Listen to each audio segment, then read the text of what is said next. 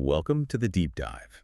Today we're tackling a real classic, Ernest Hemingway's first novel, The Sun Also Rises. Yeah, it's this incredibly powerful look at the so-called lost generation after World War I. And our goal here is to really get into the source material, unpack the tensions, what define these expatriates, and the very dramatic relationships playing out in Paris and Spain. Absolutely. And Hemingway, he doesn't waste any time setting the stage. Right at the start, on the very first page, you get these two epigraphs that seem to clash. Yeah. First, that really famous line from Gertrude Stein.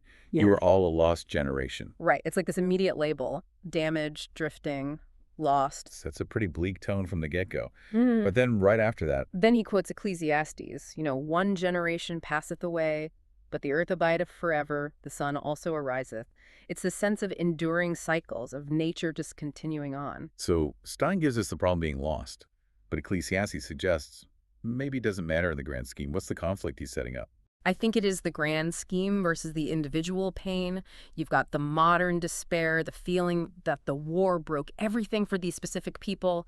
And then you have this ancient idea that life, the earth, that just keeps going. And the characters are caught in the middle, trying to find some meaning, some stability after all that trauma, physical and emotional. Exactly. Trying to square their own brokenness with this promise that, the sun also rises. Okay, so where does Hemingway start us off? With Robert Cohn, the outsider. Yeah, Cohn, he's fascinating.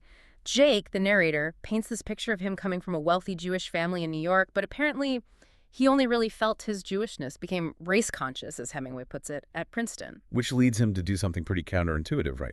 Taking up boxing? A sport he didn't even like, just to sort of fight back against this feeling of being different, of inferiority. Trying to prove something. Yeah. And it leaves a mark, literally. The flattened nose. Jake even notes it certainly improved his looks, which is such a Hemingway line. But it shows this pattern, right? Trying to force an identity. And that pattern continues. He gets married, has kids, but it's described as a rebound. Then he tries being a patron of the arts. Funding a little magazine, yeah. In Carmel, Provincetown. Fleeting attempts at finding a role until Francis comes along and sort of takes him in hand. But the real catalyst, the moment things go off the rails for Cohn, is when he reads a specific book. W.H. Hudson's The Purple Land. And Jake calls it a very sinister book if read too late in life, which is quite a statement. Why sinister? Is it because Cohn just takes it the wrong way? Pretty much. He reads this romantic adventure novel and thinks, that's it. That's what I need. He takes it as a literal guide for having these splendid, imaginary, amorous adventures. And gets obsessed with running off to South America. Thinks changing his location will change him. Yeah, seeking adventure from a book. It's quite poignant, really. And Jake, our narrator, he sees right through it when Cohn tries to get him to go along. He just shuts him down. That classic line, listen, Robert, going to another country doesn't make any difference. You can't get away from yourself by moving from one place to another. There's nothing to that. Which is ironic, because isn't that what they're all trying to do? Escape themselves in Paris, in Spain. Absolutely. It's a core theme. They're all geographically displaced, but emotionally, they're stuck with their baggage. Let's talk about Jake's baggage, then. Because his wound, his impotence from the war, that's central to everything, especially his relationship with Lady Brett Ashley. Oh, completely. It's the old grievance, as he calls it, this profound physical and emotional injury. And how does he cope? He mentions trying to follow advice from the church, just not to think about it. Which, easier said than done. But also, the whole lifestyle in Paris seems built around not thinking too deeply. The constant drinking, the cafes, the Neapolitan, the select. It's a way to numb things, avoid things. It feels very performative. Jake's always needing to make graceful exits from social scenes, pretending he has work to do, like he's managing appearances. Keeping that distance, because the reality underneath is pretty chaotic. And we see the cost of that emotional distance, that chaos, really hit home with Frances Cline. Oh, that scene is just brutal. When Cohn decides to leave her. It's incredibly raw. She corners Jake and just lets loose all her bitterness, her fear. And it's not just emotional, is it? It's intensely practical, financial. Yes, that's what makes it so devastating. She feels Cohn's just decided he hasn't lived enough, and now she's left picking up the pieces. She talks about wasting years, losing her alimony, having no published work. And having to take his, pity money, 200 pounds, to go visit friends in England who probably don't even want her there. It's awful. She's collateral damage in his quest for self-discovery. And her final line about him wanting a big triumph this fall all by himself just cuts right to the bone. It shows the human cost of this lost existence. But amidst all that bitterness and anxiety, Hemingway brings in this really unexpected character, Count Mephipopolis. Ah, the Count. Yeah, he's a complete contrast. Wealthy, older, apparently been through 7 wars and 4 revolutions. He seems almost unaffected by it all. Offers Brett a huge amount of money, $10,000 just for a trip. He's sort of the novel's resident philosopher in a weird way. He claims he can enjoy everything so well because he has his values. He knows what things are worth. Right, the famous line about not mixing emotions with good wine because you lose the taste. Exactly. He's found this way to structure his life, to keep the chaos at bay through, well, through money and experience, maybe. Does Jake admire that kind of stability? I think he's intrigued by it. But then Brett calls the Count dead. So maybe that stability comes at a cost. Like he's insulated himself too much. Interesting point. He's secure, but maybe not fully alive in the way the others, for all their pain, are. He can buy his way out of the mess. Perhaps. He's got fixed values because he can afford them, emotionally and financially, unlike Jake or Francis. Okay, so Jake leaves this Parisian pressure cooker and heads to Spain with his friend Bill Gorton. And Bill is such a breath of fresh air. He's just come from Vienna, tells these slightly ridiculous stories like about the prize fighter. Provides some much-needed humor. Their friendship feels like one of the few genuinely healthy things in the book. Totally. Bill's got this playful, almost absurdist humor. The stuffed dogs paving the road to hell, the joke about irony and pity being the new literary fad. It lightens the mood as they head toward the fishing trip. And Hemingway really captures that journey, doesn't he? Crossing into Spain, the Basque Country. Oh, the landscape descriptions are beautiful, green, clean. A real contrast to Paris. Even the brief bit with the American pilgrims on the train highlights how different Jake and Bill are from typical tourists. And the fishing itself, up in Burgett, feels like a moment of peace. It really is. Just simple, honest activity.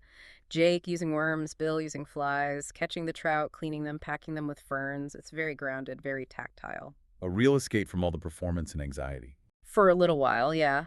But that tension comes crashing back as soon as they meet Cone again in Pamplona. He's waiting for them at Bayonne. And you can feel the awkwardness immediately. Jake notes Cone looks a little nearsighted, hesitant. Because Cone doesn't know if they know. About him and Brett being together in San Sebastian, it hangs in the air. And that awkwardness is just fuel on the fire for what happens during the fiesta. Yeah, the fiesta in Pamplona, it's like everything boils over, the running of the bulls, the constant drinking.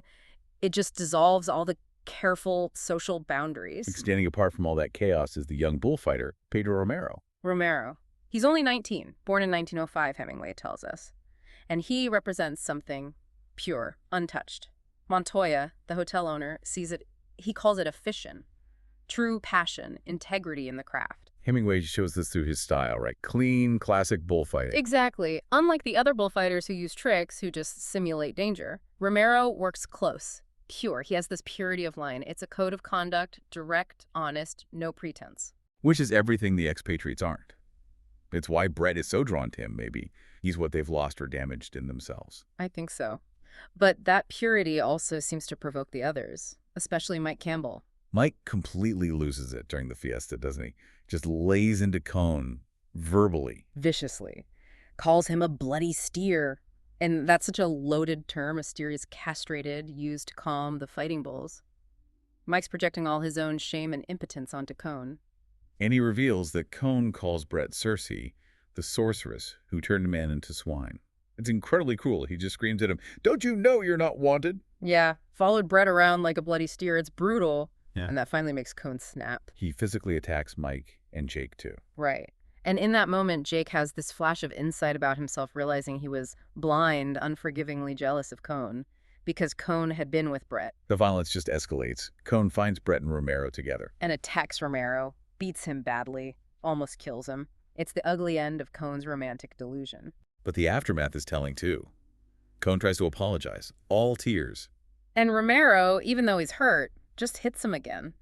Rejects the sentimental apology. It shows the huge gap between Cone's self-pity and Romero's code. Romero lives by different rules. This whole breakdown seems to push Jake towards figuring out his own rules, his own philosophy, the idea of payment. Yes, that's crucial. The bill always came. He starts thinking that living well means learning to get your money's worth and knowing when you had it. It sounds almost transactional, like life is about balancing the books. It's like a personal moral accounting system. Since the old ways of faith, society don't seem to work. Jake figures you pay your way through experience, through risk, through money, through learning things. It's how he tries to manage his loss, I think. And Brett seems to try something similar at the end, doesn't she? After Jake goes to get her in Madrid. She does. She sends Romero away, even though she cares for him. Says he's only 19 and she's not going to be one of these bitches that ruins children. She makes a moral choice and feels good about it. Rather good, she says. And then that amazing line.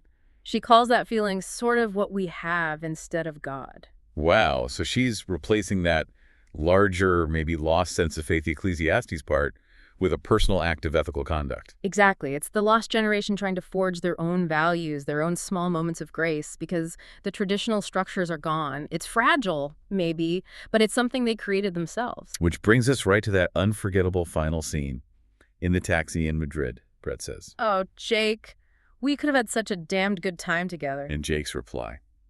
It's devastating. Yes. Isn't it pretty to think so? It sums it all up, doesn't it? The longing, the impossibility, the cynicism, the lingering beauty of what might have been. The whole journey, Paris, Spain, the fishing, the fiesta, trying to find values, it all lands on that line. So you're left thinking about Jake's idea of the exchange of values. Is it just a cynical way to cope with unbearable loss? Or is it actually a necessary way to survive when everything else has fallen apart? And maybe the question that sticks with you is, did Jake, after all that experience, all that payment, ever really feel like his own bill was settled? Did he get his money's worth? Something definitely to think about. We'll leave it there for this deep dive. See you next time.